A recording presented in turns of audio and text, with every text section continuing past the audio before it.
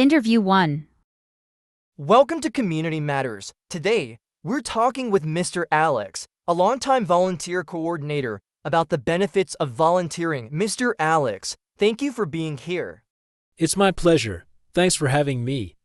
Volunteering is often seen as a selfless act, but what are some of the personal benefits that volunteers can gain from their experience? That's a great question. Volunteering is indeed a way to give back to the community, but it also brings many personal benefits. For one, volunteers often report feeling a strong sense of fulfillment and purpose. Knowing that they're making a difference can boost their mood and self-esteem. Additionally, it's a great way to develop new skills or enhance existing ones.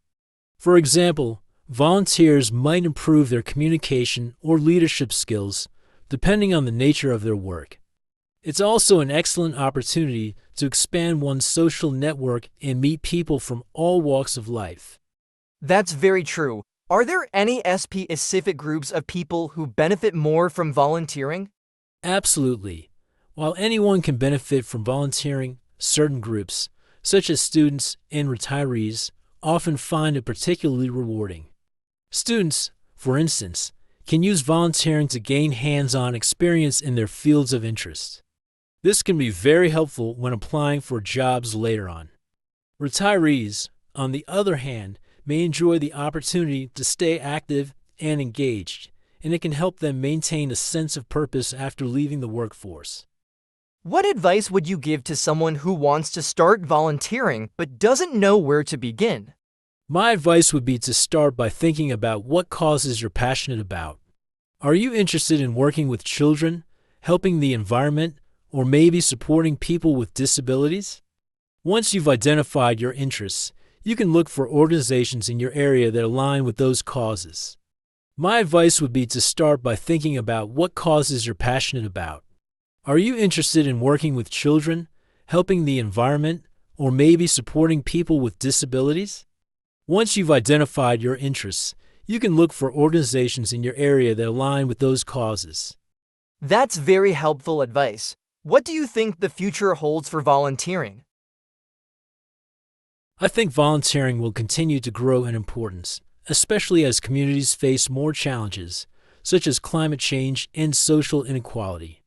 More people are realizing that they can make a difference, and volunteering gives them a platform to do just that. With the rise of virtual volunteering opportunities, people can contribute from anywhere, whether it's helping with online tutoring or participating in remote fundraising efforts. Interview 2. Welcome to Health and Wellness Today. Today, we're discussing the importance of sleep with Dr. Emily, a specialist in sleep disorders. Dr. Emily, thank you for being here. Thank you for inviting me. We often hear about how important sleep is for physical health, but how does it impact our mental health? Sleep plays a critical role in maintaining mental health. When we sleep, our brain gets a chance to rest and process the events of the day.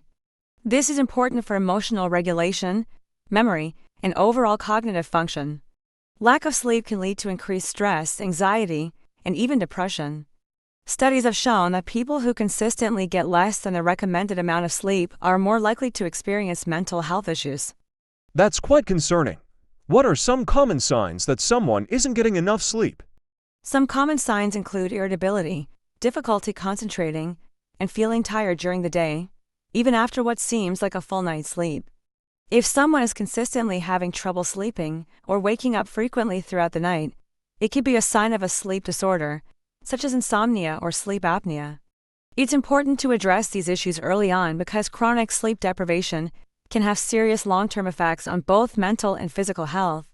What are some strategies people can use to improve their sleep quality? There are a few simple things people can do to improve their sleep quality. First, establish a consistent sleep schedule by going to bed and waking up at the same time every day, even on weekends.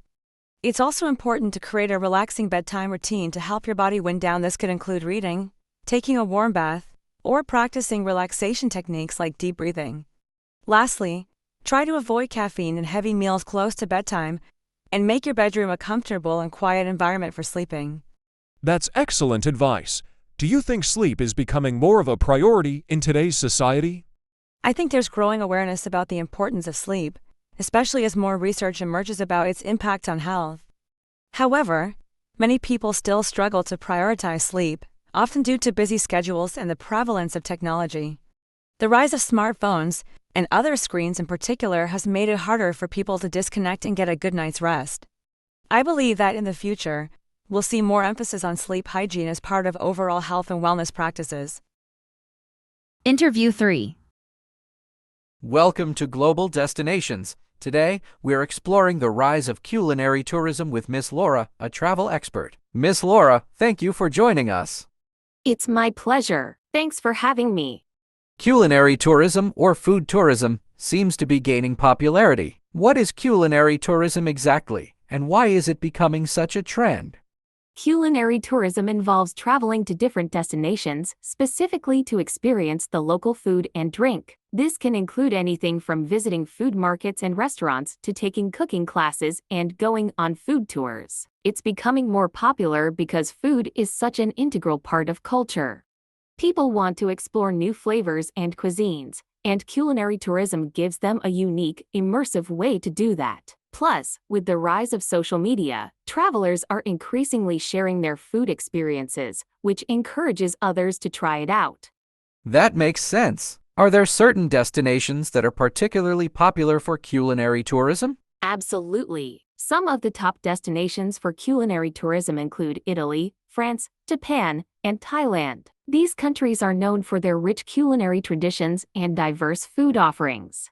For example, Italy is famous for its pasta, pizza, and wine, while Japan offers a wide range of unique dishes like sushi, ramen, and tempura. Travelers are drawn to these destinations not only for the food but also for the cultural experiences that come with it.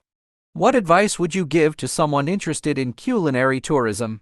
My advice would be to start by researching destinations that interest you and looking for food tours or cooking classes that allow you to engage with the local cuisine.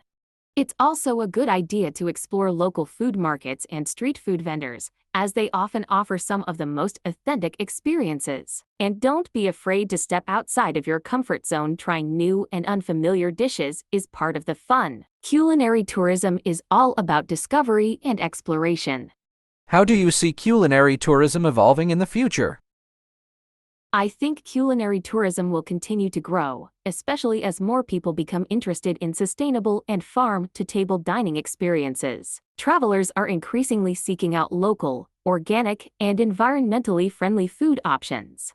We'll also likely see more personalized culinary tours that cater to specific dietary preferences, such as vegan or gluten-free options.